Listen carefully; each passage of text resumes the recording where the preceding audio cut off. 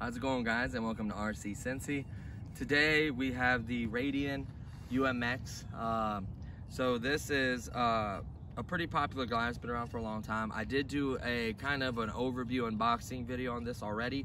It was very easy to bind. Basically, you just get the motor glider with a couple pieces of Velcro, and then a couple screws to screw the wing in from the underneath, and that's pretty much all the assembly you have to do. You do have to bind it. It is like all the switches are preset from what do you call it, from E-Flight. They kind of like when they programmed it. So throttle's throttle, you know, left, right, up, down, elevator. You can turn off the safe and on a switch. I do have it on a switch. And I don't think I did low and high rates. And I didn't do throttle cut. Let me see. Nope, I didn't do throttle cut. So please do that. But I just wanted to fly, really. It's cold out here. It's like 30-something degrees. We don't be out here too long. Plus, we want to get to the flying. So here you have it, guys. So this will be the first flight. I did mark my CG points. I found to balance it upside down like so. And this is, they recommend a 150 to a 200. This is a 250 Venom 45C, so it's got that nice discharge rating. Some of the E-Flights are only like 35 or 30C. This is a 45C. Some of them are 45C too. You can't obviously get that, but they recommend a 150 to 200. I went with the 250. So I want to see what kind of flight time I get. It seemed to balance well. It has to go all the way forward. The bigger the battery, the farther forward you have to go. At least in my case. Please balance it and check it. I think it's 22 to 28 millimeters, which is like 0.9 to like 1.01 or something like that. So just double check all that. Please put on your throttle cut. I just forgot. I don't feel like doing that right now. It's too cold. And also, besides throttle cut, the rates, you may want the rates. It may be real jerky if you turn it off. It may be too much of a control surface move, so watch that. The trims are basically these little clips you squeeze to get the Velcro, and that's pretty much it. The props can fold, it can glide. You've seen the bigger version. This does not have ailerons. It only has elevator, rudder, throttle. So let's see how she does. It is a little bright, honey. If you want to come, I'll try to keep it over that way. I know you don't want to focus. We should have had a sun to our back. So I'm going to try to keep it over this way. So the sun's not in the camera. Is that okay? Yep. So here we go. Oh yeah, I can already tell it's going to be easy fire. I probably landed to my hand. Oh yeah. This is one of the easiest planes. So technically, technically it's a 4-channel plane because it has safe and AX3X, but it technically only has 3 control surfaces: rudder, elevator, and throttle. So, but look how smooth this flies. Oh my goodness. I'm at really low throttle, and you can just increase it when you need it. Give it a little up. Let's do some, oh yeah, let's do some full throttle. That is full throttle. Let me come back over this way. That is full throttle.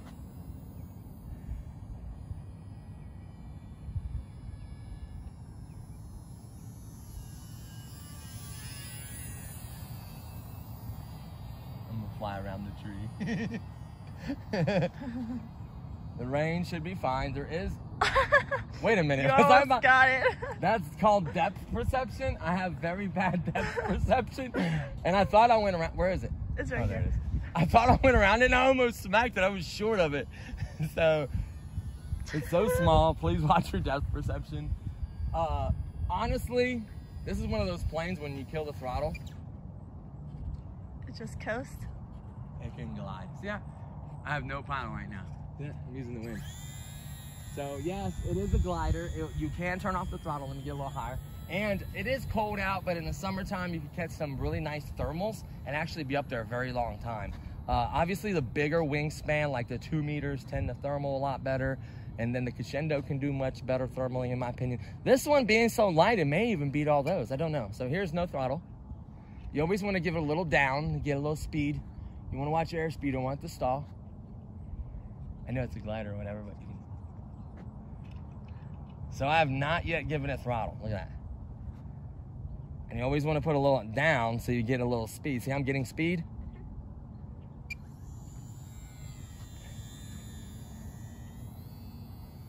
Let's do some full speed flying. That's a little more exciting. Oh, there's a puppy. Oh, there's a pupper. I'm gonna whip right past this, don't worry, I'm not gonna hit this. When it's this close, I could tell depth perception, but when it was like, and it is in full rate, so it's a little jerky. If I did like a 70 would be perfect. I see why they recommended that, dual rates. So, you know, that's probably, you know, kind of important. 2 puppies.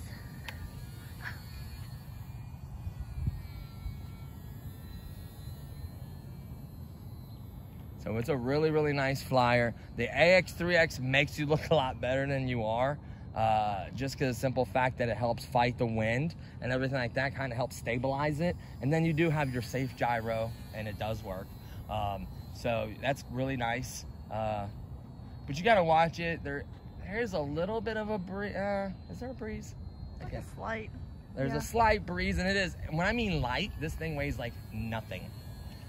Flight time, I don't know. I think between a 150 milliamp. Whoa, there's almost some quirky stuff there with the wind. It's like woo, woo, woo, woo, woo. Let's do full turn and full throttle. Oh, is the battery dangling? Is that what it is? Can you see? Is the battery dangling? I don't think so. Is it? I don't think so. Yeah, I'm gonna go real slow past this.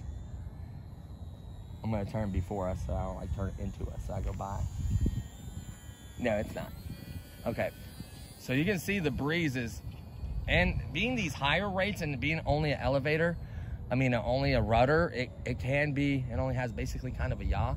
So you can see it's not, it still banks when you turn. I like that fact that it banks when you turn. And it'll be a lot smoother in the slower rates. I need to put some exponent rates in it. It's really, really kind of jerky and choppy. I could fix that with a 70% rate and maybe a small expo in the beginning, so I'm not overcorrect, so I'm not, you know, jerky on the sticks. It does help doing that. It softens the sticks and kind of makes the beginning of it kind of a dead stick, so it makes you a little bit smoother on the sticks. But really, I could see this thing flying forever, I'm not gonna lie. Now, supposedly it has telemetry. So,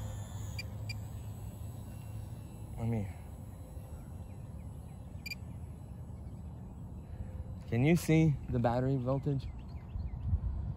Receiver says 3.5, huh?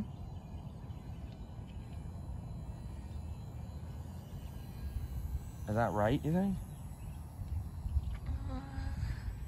Yeah, it says the battery's at 3.5. Now, here's the thing. That might be right. Because I haven't charged, charged these batteries when I got them to full charge, right? I charged these batteries when I got them. So that is a 5-minute timer. It's about to go off. It's saying the receiver is that. I don't know if I set up the telemetry correct. I need to go in there and set it up the way it looks. I don't like the way it looks. I need to change a lot of that. So literally a plane like this. Bring it back around.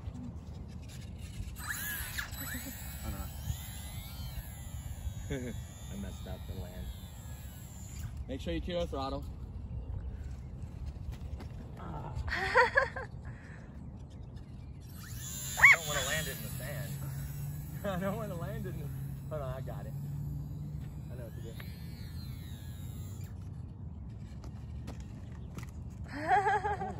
I missed it. Sorry. Did you miss it? I got it. The battery popped out. That's what that noise was. I thought I broke it. Oh, I might have. What happened there? Oh, that's bent. Oh, that's okay. Uh-oh. What happened there?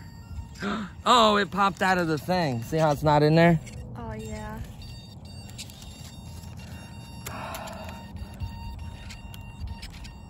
Oh, no.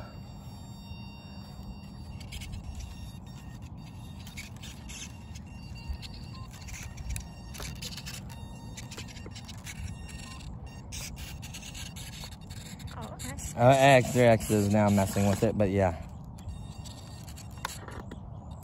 There we go. I hit the wrong switch. Make sure. That's fine. Yeah, it's fine.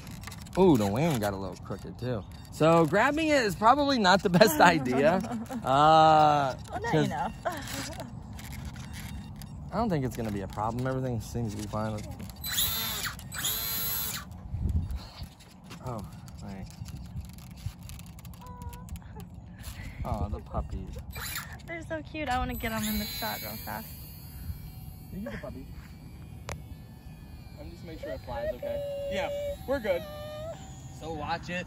Those little servo control horns are tiny. They will literally snap, and it being cold out, plastic gets brittle. So let's do a landing. We'll do it in the grass, I guess. I don't like doing it in the sand. Let me show you a landing on this. This can be very easy to land. This battery's probably done. I could probably tell. Maybe not. I do have a voltage checker. So we are going to check the battery after going over the time. So let's go ahead and... Yeah, because that's 50% throttle and it's barely moving. Yeah, the battery's done. So what we're going to do is go ahead and land. We're going to land in the grass. Yeah, land over here away from the pups. Yeah, oh, yeah. So here we go. So you want to turn off the throttle so the blades are not getting cut. And just slowly let it land on its belly. Just like that. That is a perfect, smooth landing. No damage to the craft. It does have this little bump, so you can technically land on like asphalt or something. This little bump kind of saves it. It just, dirt, look at that, wiped right off. No damage whatsoever. So honestly, guys, yeah, we're good. So that's just the AX3X in there, you can hear it. That's AX3X, and then this is safe, no safe, AX3X. So you still hear the AX3X when I was launching. So it's honestly a really nice plane. It flew great, didn't it? I almost did wreck into a 4G or 5G tower. Just depth perception is kind of bad with me. The props aren't damaged, the nose isn't damaged. When I grabbed it, it kind of bumped the wing and pulled it to the side. It's fine now, no problem there. This got slightly bent this way, see that? I may put a couple pieces of tape on down here by it, maybe a little hot glue to strengthen it. Same thing here. It's just got a little planet. I don't like that. But that could be addressed. Everything else is perfectly straight and fine. It's not damaged really, more of a bent flex, but that's why you're better off landing it. Don't try it. If you catch it, catch it on the nose with the props off, okay? That's all there is to it. I caught it back here and I hit the wing, then I hit this, and then hit that. So if you're gonna catch it by the nose. Obviously have your throttle off. So it's up to you, but really landing it probably be your best bet. So there you have it, guys. So now, come over here, honey. Let's unplug this. We just need to check the voltage to see how far are we over a timer. So the timer was set for 5 minutes. We're at 1 minute over the timer. So we're 1 minute over the timer. So what we're gonna do now, and I do have it set at only times when you're giving it throttle. So whenever I cut off the throttle. So really, if you're gliding, you could be up there forever, right? You could be really conservative. I did a lot of full throttle pulls on it. And you gotta think, I charged this a few weeks ago and let it sit. Honestly, the battery is probably down a little bit anyways. I wouldn't say it's way down. I'd say it was maybe like 97, 96% instead of 100. So I don't know how big of an impact that has. So I always have my trusty airfield bag with me all the time. You can work on stuff, you can fix stuff. I got Velcro, battery chargers, tools. My tool bag broke, that's why it's in a Ziploc. Extra receiver, extra servos, plumber's tape, I don't know why I have that. Extra servo horns, battery checkers, alien tape, adapters, Velcro, hot glue. So basically what I'm looking for is my battery checker. Now, always have one. You're crazy if you don't. So we go to LiPo, battery checker. So it's very simple. We're only gonna need these top 2 leads. I do believe it goes, oh, this might be too small. could bend this temporarily. I could bend it back.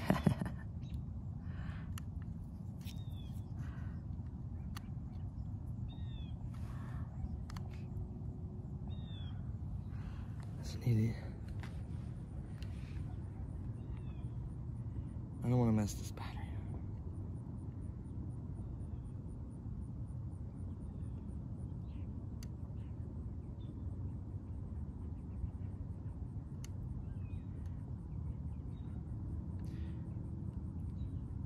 Hold on.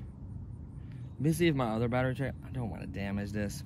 I don't want to damage that because I use it for my big planes. And it's very important for the EDF jets to know your timing and how much battery and not take them below 3.7 because you destroy them, right? This one I took low, I could already tell you that. So in here, I also have another battery checker. These right here are the cheap ones. These are better for bigger planes. You can do voltage alarms. So those are absolutely amazing. So let's say if you're timing the first time and you can't get your timing right and it's off, yada, yada, yada, yada, then you have, what side is negative? This side, right? That's positive, so the side's negative. So it would go this way, I think, if I'm not mistaken.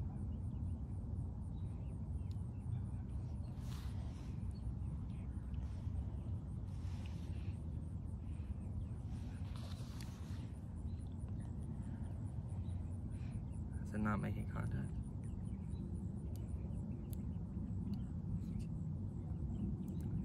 Ugh, I don't know.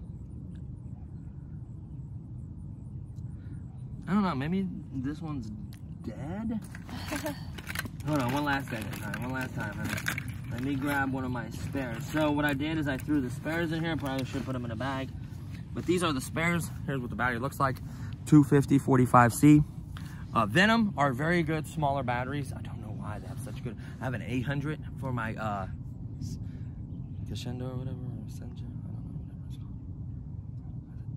Am I doing it the wrong side?